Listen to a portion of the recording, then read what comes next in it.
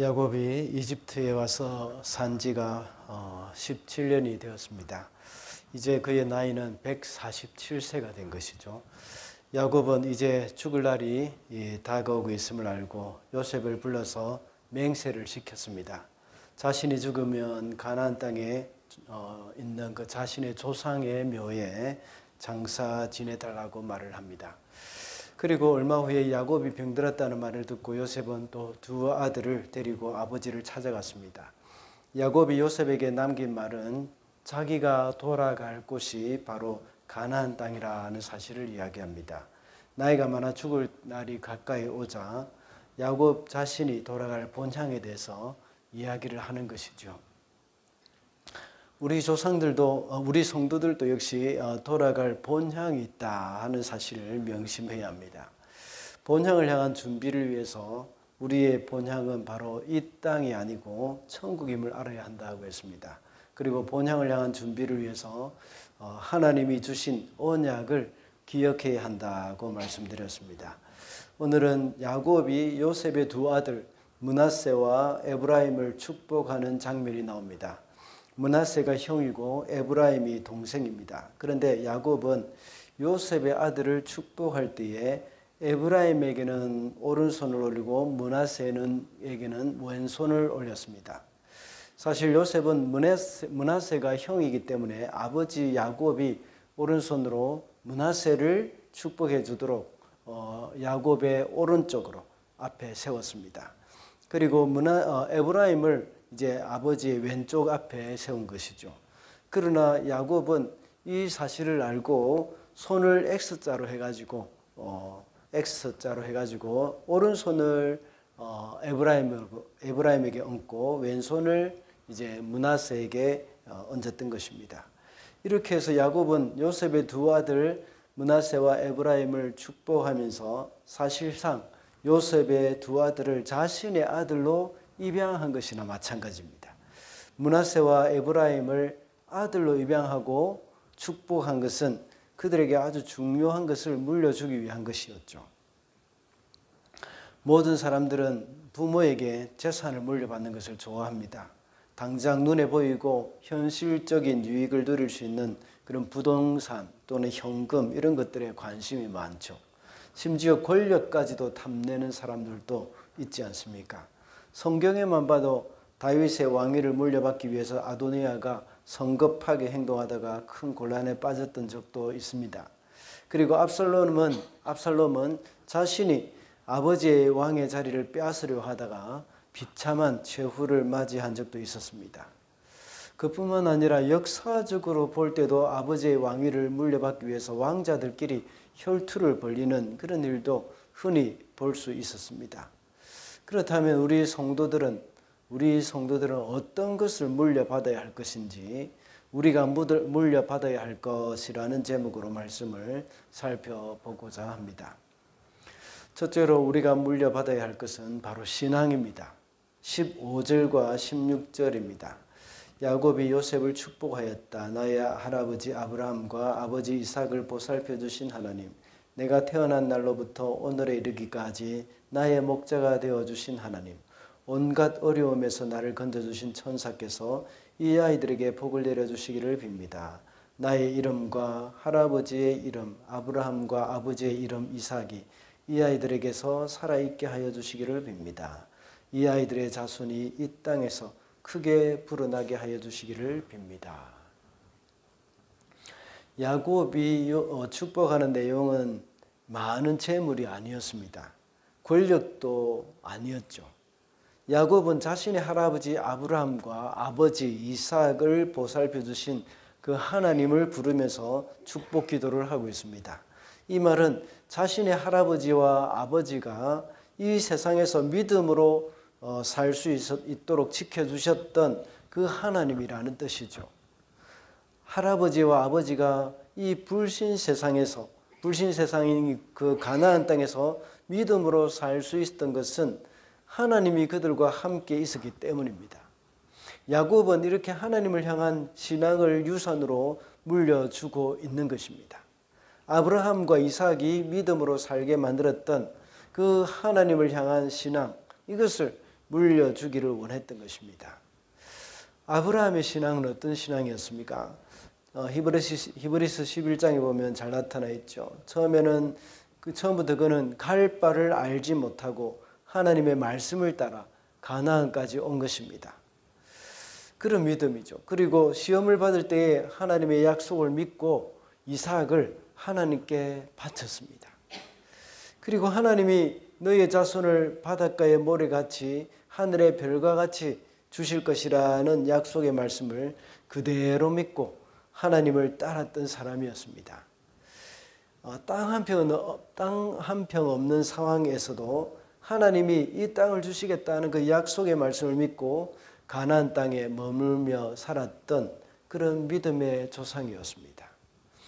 그리고 이삭은 아버지 아브라함보다는 그렇게 많은 이 드라마틱한 삶을 살지는 않았지만 그래도 이삭 역시 하나님 앞에서 정말 믿음의 사람으로 살았습니다.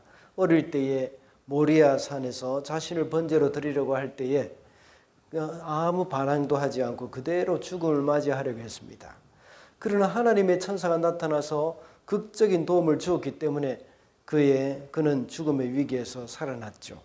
그는 이제 이렇게 함으로써 부활을 체험한 그런 사람이나 마찬가지입니다. 아브라함과 이삭은 살아가면서 겪었던 여러 가지 어려움을 믿음으로 이겨냈습니다. 그러면서 점점 더 그들의 신앙이 강해질 수 있었던 것이죠. 야곱은 에브라임과 므낫세에게 이런 신앙을 물려주기를 원했던 것입니다. 하나님이 우리에게 주시고 싶어하는 복은 돈이나 재산보다는 아브라함의 하나님, 이삭의 하나님, 야곱의 하나님을 향한 그런 신앙입니다. 소돔과 고모라의 그런 재산이 아닙니다. 불가능한 것을 가능하게 하고 죄악과 어둠의 그 죽음의 세상에서도 이 승리하게 하시는 그 하나님을 믿는 신앙입니다. 이것을 유산으로 물려받아야 하는 것이죠. 세 번역에는 나타나지 않지만 개역개정에서는 오늘 본문 16절 하반절에는 이렇게 말씀하고 있습니다. 이들로 내 이름과 내 조상 아브라함과 이삭의 이름으로 칭하게 하시오며 이렇게 말하고 있습니다. 이제 그들은 자신의 이름이 아니라 에브라임이나 므낫세 이름이 아니라 야곱과 아브라함과 이삭의 이름으로 통할 것이라는 그런 말입니다. 지금 야곱은 에브라임과 므낫세에게 자기의 이름을 빌려주겠다고 하는 말이죠. 그리고 자신의 이름뿐만 아니라 아브라함과 이삭의 이름도 역시 빌려주겠다는 말을 하고 있는 겁니다. 이런 말을 할 수 있는 것은 야곱이 그만큼 하나님과의 관계에서 확실하다는 것을 말하고 있는 것입니다. 그래서 야곱 자신의 이름이라면 하나님도 얼마든지 들어주실 것이라 하는 것을 확신하고 있는 그런 말이죠. 내 이름이 바로 인감도상이야 하는 그런 말입니다. 내 이름이 되면 그냥 하나님 앞에서는 그냥 통과야 하고 말하는 것이죠. 거기에다가 그의 할아버지 아브라함과 이삭의 이름도 사용할 수 있다고 말하는 겁니다. 사실 이 축복을 받는 에브라임과 므낫세는 별로 신용이 없는 사람이라고 볼 수 있습니다. 에브라임이 누구인지도 모르고 므낫세가 누구인지도 모를 것입니다. 그러나 아브라함이나 이삭이나 야곱을 모르는 사람은 없습니다. 그래서 하나님이 가시떨기 불꽃으로 모세에게 나타나셨을 때에 이 하나님 당신을 소개하는 장면이 나오죠. 그럴 때 하나님은 당신을 가리켜서 아브라함의 하나님, 이삭의 하나님, 야곱의 하나님이라고 하셨던 것입니다. 하나님의 나라에서 가장 유명한 분들의 이름이 바로 아브라함, 이삭, 야곱이지 않습니까? 이제 에브라임과 므낫세도 조상의 이름으로 살아가게 되는 겁니다. 전에는 에브라임과 므낫세는 조상들과 전혀 상관없는 삶을 살았지 않습니까? 그 이집트에서 자기의 조상들과 그리고 자기의 친인척들과 완전히 떨어져서 혼자 살았던 그런 에브라임이었습니다. 그런데 많은 신학자들은 에브라임과 므낫세가 이렇게 축복을 받은 것은 바로 이것은 선교적인 마인드를 의미한다는 것을 말하고 있습니다. 그러니까 이 사람들은 멀리 이방 땅에서 하나님의 그 공동체와 상관없는 그런 삶을 살았다가 나중에 야곱이 에브라임과 므낫세를 만나서 이들을 축복하고 입양을 함으로 말미암아서 이제 마치 이방인을 입양한 것처럼 이렇게 여기게 되는 것이죠. 그래서 이것을 가리켜 선교의 기초라고 이렇게 보는 사람도 있습니다. 신약에 와서는 이 세 사람을 합친 것보다 더 능력 있는 이름이 있습니다. 바로 예수 그리스도의 이름이 있죠. 예수님은 우리에게 내 이름으로 무엇이든지 구하면 내가 시행할 것이라고 말씀하셨습니다. 그리고 우리는 늘 기도할 때마다 예수님의 이름으로 기도를 하고 있습니다. 주님은 우리 성도들에게 예수님의 이름으로 살아야 한다고 말씀하십니다. 예수님의 이름으로 천국의 문도 열리게 됩니다. 우리가 천국 문 앞에서 예수님의 이름을 부를 때에 천국의 문은 우리 앞에서 자동문으로 열리는 것이죠. 예수님의 이름은 바로 맞는 키가 되는 겁니다. 이 예수의 이름이 예수님의 이름을 우리가 물려받고 또 우리 자손들에게도 물려줘야 하는 겁니다. 신앙을 물려준다는 것은 쉬운 일이 아닙니다. 오히려 신앙을 유산으로 물려주는 것이 재산을 물려주는 것보다 더 어려울 수도 있습니다. 물려줄 재산이 만약에 있기만 하면 그냥 물려주면 되는 것이지 않습니까? 그런데 신앙은 물려주고 싶다고 해서 마음대로 물려줄 수 있는 것이 아닙니다. 부동산을 물려주듯이 그냥 물려줄 수 있는 것이 아니라는 것이죠. 우리가 아무리 노력을 해도 안 될 때가 있습니다. 왜냐하면 이것은 혈통으로나 육정으로 되는 것이 아니기 때문이죠. 하나님의 뜻으로 되는 것이고 믿음으로 되는 것입니다. 이것은 오직 믿음으로 되는 것이라고 요한복음 1장에서는 말씀하고 있지 않습니까? 신앙을 물려주기 위해서는 돈이 필요하지 않습니다. 우리가 혈통이 유대인이 아니어도 됩니다. 그러나 믿음이 있어야 가능한 일입니다. 우리 자녀들에게 신앙을 물려주는 것이 얼마나 중요한 것인지 우리는 잊어서는 안 됩니다. 우리의 신앙을 물려줄 뿐만 아니라 우리는 또 물려받아야 하기도 합니다. 성경에 나오는 수많은 믿음의 조상들이 있고 우리 믿음의 선배들이 있습니다. 그들의 신앙을 우리도 물려받아야 합니다. 그들의 신앙생활이 어떠했는지 우리가 알고 묵상하면서 그들이 간 길을 따라가야 하는 겁니다. 우리는 많은 사람들은 내가 몇 대째 기독교 집안이다 하고 자랑을 하기도 합니다. 그리고 또 우리 특히 장로교 고신 측에서는 우리 믿음의 선배들이 신사참배 거부했다고 막 이렇게 자랑을 하기도 합니다. 그러나 이것이 중요한 것이 아닙니다. 제가 신학교 다닐 때 우리 교수님 중에 한 분은 아직까지도 고신 목사들, 고신 교회는 이 믿음의 우리의 선배, 조상들의 피를 빨아먹고 살고 있다 하고 이렇게 말을 하고 있을 정도였습니다. 이게 우리 조상들이 어떤 일을 했다 이게 중요한 것이 아니라 그것을 우리가 받아서 이어가는 것이 중요한 겁니다. 우리의 그 신앙을 우리가 물려받는 것이 더 중요하다는 겁니다. 무엇보다 우리는 주님이 걸어가신 길을 가야 합니다. 그럴 때 주님의 신앙을 본받을 수 있습니다. 그러므로 우리가 사모해야 할 것은 신앙을 물려받을 수 있도록 늘 하나님 앞에 스스로를 돌아보면서 기도해야 하는 겁니다. 둘째, 우리가 물려받아야 할 것은 하나님을 의지하는 법입니다. 19절 말씀입니다. 그러나 그의 아버지는 거절하면서 대답하였다. 나도 안다. 내 아들아 나도 안다. 므낫세가 한 결례를 이루고 크게 되겠지만 그 아우가 형보다 더 크게 되고 아우의 자손에게서 여러 결례가 갈라져 나올 것이다. 요셉이 므낫세와 에브라임을 아버지 야곱에게 데려갔습니다. 므낫세가 형이고 에브라임이 동생이라고 했습니다. 당연히 형이 더 큰 축복을 받게 될 것이라고 요셉은 생각을 했을 것입니다. 그래서 야곱의 오른쪽에 므낫세를 세우고 야곱의 왼쪽에 에브라임을 세웠습니다. 그런데 야곱은 많이 나이가 많아서 눈이 어두워서 잘 보이지는 않았지만 그 사실을 알고 손을 어떻게 했는가 하면 X자로 뻗어가지고 오른손을 동생 에브라임의 머리에 놓고 왼손을 형 므낫세의 머리에 얹고 기도를 했습니다. 제가 그림을 준비했는데 한번 보여주십시오. 예, 이렇게 했던 것입니다.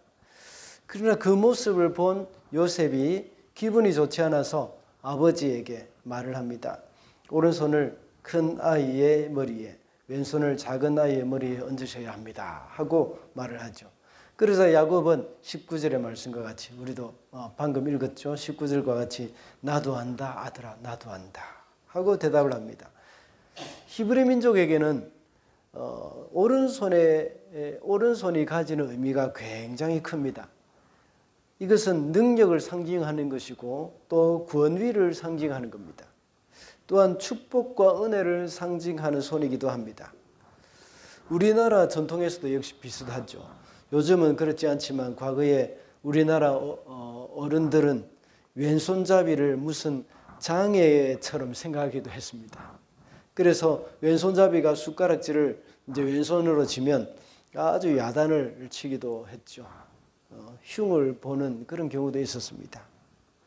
성경에서도 아주 비슷하게 자주 나타나는 표현이 바로 이 여호와의 오른손이라고 말을 많이 합니다.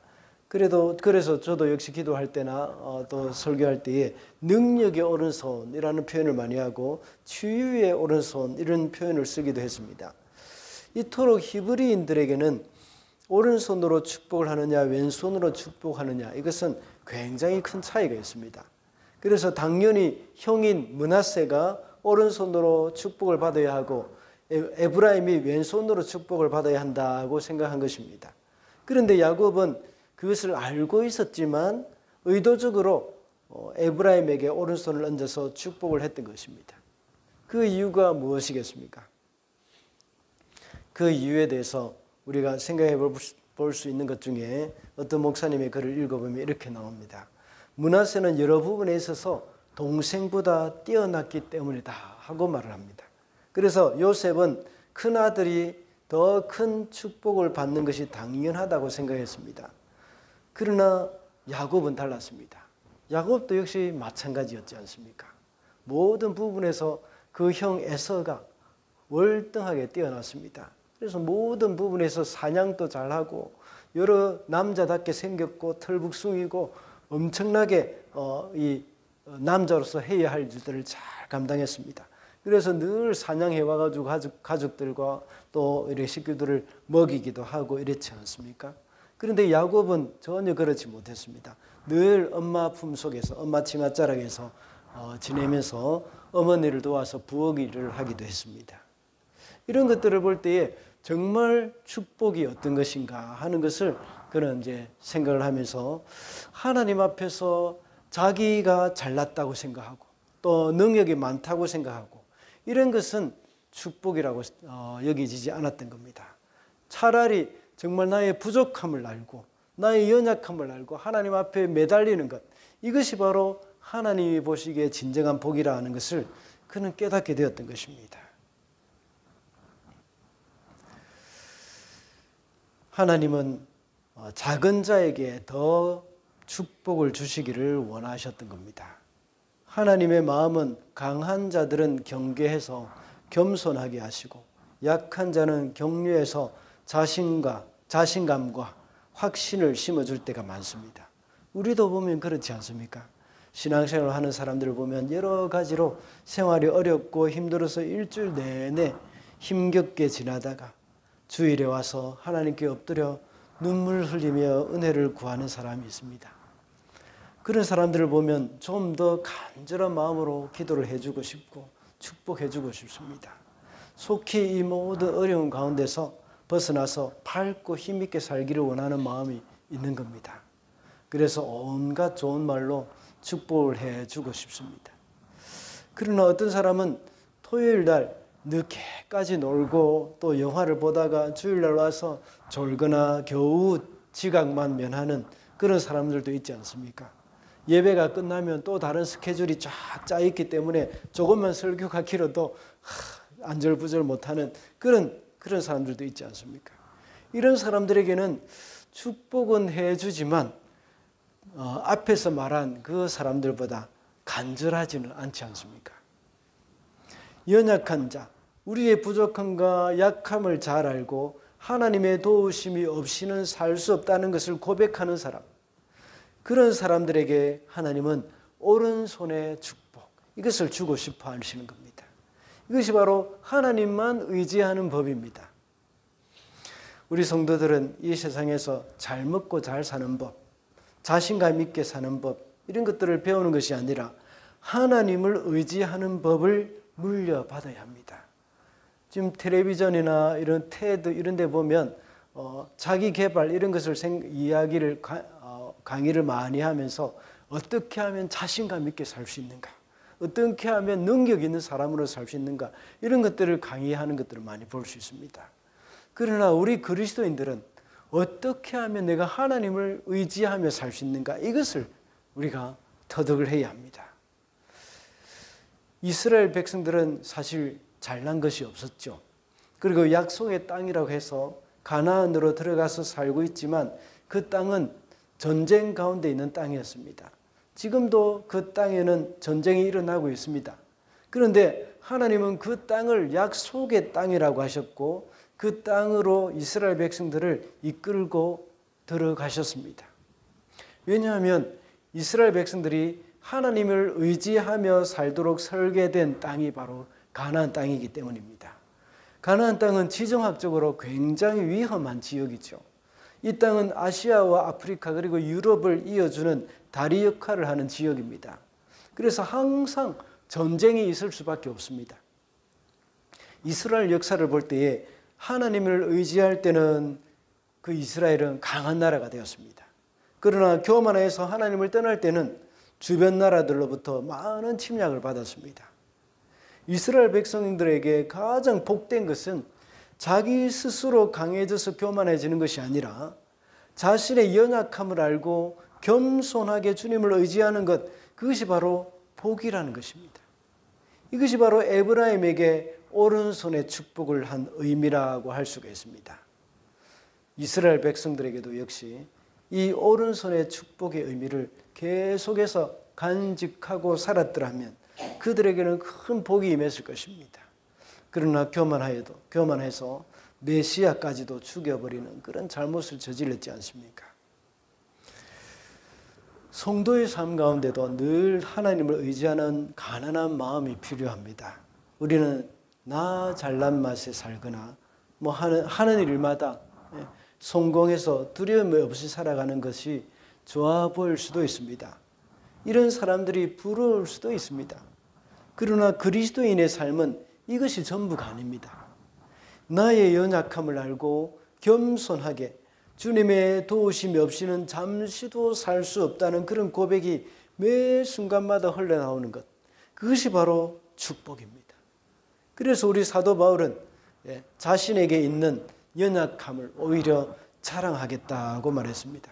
왜냐하면 자신의 연약함 때문에 하나님의 능력이 더욱더 크게 임하게 되기 때문입니다. 이런 바울의 마음이 바로 오른손의 축복입니다. 그러므로 우리는 강한 자가 되기보다는 하나님 앞에서 연약한 자가 되어서 하나님을 의지하는 법, 이것을 우리가 물려받아야 한다는 것입니다. 마지막으로 우리가 물려받아야 할 것은 하나님의 나라입니다. 22절 말씀입니다. 그리고 내 형제들 위에 군림할 너에게는 세겜을 더 준다. 세겜은 내가 칼과 활로 아모리 사람의 손에서 빼앗은 것이다. 야곱은 요셉에게 말하기를 세겜을 준다고 했습니다. 그 세겜은 야곱이 칼과 활로 아모리 사람의 손에서 빼앗은 것이라고 말을 합니다. 그런데 창세기 말씀을 볼 때에 야곱이 직접 싸워서 빼앗은 곳은 없습니다. 이것을 미루어 볼 때에 앞으로 여호수아를 통해서 일어날 그 가나안 정복 전쟁, 이것을 두고 한 말이라고 대부분의 학자들은 추측하고 있습니다. 앞으로 일어날 일을 너무나도 확실하게 믿고 있었기 때문에 이미 얻은 것으로 바라보면서 요셉에게 세겜을 주겠다고 약속을 한 것입니다. 미래에 이루어질 일을 마치 자신이 이룬 것처럼 1인칭으로 사용하고 있는 것입니다. 보통 히브리 사람들은 자신의 후손을 이 자신과 동일시 하면서 표현을 하지 않습니까? 또 하나님께서는 여호수아에게도 말씀하시기를 내가 네 발로 밟는 땅을 다 너에게 주었노니 하면서 이렇게 과거형으로 아직까지 줄 것이지만 이제 앞으로 줄 것이지만 이미 준 것처럼 과거형으로 말을 하고 있지 않습니까? 이것과 비슷한 표현법이라는 것입니다. 그리고 아모리 족속은 원래 함의 후손을 가리킵니다. 그러나 이 성경에서 아모리 족속이 가나안에서 가장 강력한 족속이었기 때문에 가나안 땅에 거하는 모든 족속의 이 대표로 여겨졌습니다. 그래서 야곱이 하는 말은 요셉에게도 이 가나안 땅을 기업으로 주겠다 하는 약속을 하고 있는 것입니다. 야곱이 하는 이 말을 요셉이 들었다고 한번 생각해 보십시오. 과연 기대감이 넘치고 실감이 나고 이랬겠습니까? 만약 믿음의 눈으로 보지 아니면 전혀 실감도 없을 것이고 기대감도 없었을 것입니다. 그는 지금 이집트의 총리로 살고 있습니다. 이 땅에 온 7년 동안 대흉년을 이제 성공적으로 잘 다스려서 온 나라를 이제 부강하게 만들었습니다. 요셉은 이집트에 부족한 것이 없이 살고 있었습니다. 풍족하고 평안한 삶을 살고 있는데 아버지가 말하는 그 가나안 땅, 거기에 대한 약속은 그리 큰 기대감이 없을 수도 있습니다. 요셉도 다 알지 않습니까? 가나안 땅이 어떤 땅인지. 그러나 지난주에 말씀을 드린 대로 우리가 가난할 때 가난한 대로 하나님 나라의 소망을 가지고 위로를 받게 된다고 했습니다. 그리고 부유하고 풍족하고 행복하게 살 때는 천국에서 누리는 기쁨과 만족을 미리 맛보며 살 수 있다고 했습니다. 그럴 때에 천국 가면 이보다 더 행복하고 더 기쁨이 있다 하는 것을 기대하며 사는 것이죠. 우리가 어떤 형편에 처해 있든지 천국에 소망을 두는 사람, 그런 사람이 될 수 있어야 하는 겁니다. 우리가 만약에 이집트와 같은 이 땅에만 소망을 두고 살게 된다면 가나안 땅에 때로는 거추장스럽고 귀찮은 곳이 될 수가 있습니다. 천국에 대한 기대감이나 소망도 없이 살 수도 있습니다. 만약 천국의 풍요로움이나 병도 없고 슬픔도 없는 곳으로만 생각한다면 그럴 수도 있죠. 천국은 풍요롭고 슬픔도 없고 고통도 없는 곳이긴 합니다. 그러나 그것보다 더 중요한 것은 그곳에 우리 주님이 계시다는 사실입니다. 제가 항상 하는 말이 있지 않습니까? 우리가 어디에 살든지 주님이 계시면 그곳이 바로 천국이라는 것을 기억해야 합니다. 우리가 메마른 사막 가운데 있을지라도 거기에 주님이 함께 하시면 그곳이 천국입니다. 높은 산이 거친 들이 초막이나 궁궐이나 내 주 예수 모신 곳이 그 어디나 하늘나라. 그러므로 우리는 환경은 중요하지 않습니다. 우리 주님이 함께 계시느냐 그렇지 않느냐 이것이 더 중요한 것입니다. 우리는 천국이라고 할 때에 물질적인 풍요로움이나 세상에서 누리는 그런 행복에만 집중하는 그런 경향이 많습니다. 그러나 그것보다 주님과 함께하는 것이 더 중요한 것임을 우리는 잊어서는 안 되겠습니다. 그러므로 우리가 물려받아야 할 것은 바로 주님이 함께하시는 하나님의 나라임을 명심해야 하겠습니다. 말씀을 맺겠습니다. 우리가 물려받아야 할 것이라는 제목으로 오늘은 말씀을 살펴봤습니다. 이 땅에서 우리는 믿음의 선배들이나 우리 조상들로부터 물려받고 싶은 것들이 많겠지만 정말 중요한 것은 바로 우리의 신앙이고 하나님을 의지하는 법이라고 했습니다. 그리고 우리가 물려받아야 할 것은 하나님의 나라입니다. 우리가 이 땅에서 어떤 것이 진정으로 소중한 것인지 또 또 어떤 것이 우리에게 정말 가치 있는 것인지를 잘 알고 그것을 추구하며 살아가는 저와 여러분이 되시기를 바랍니다.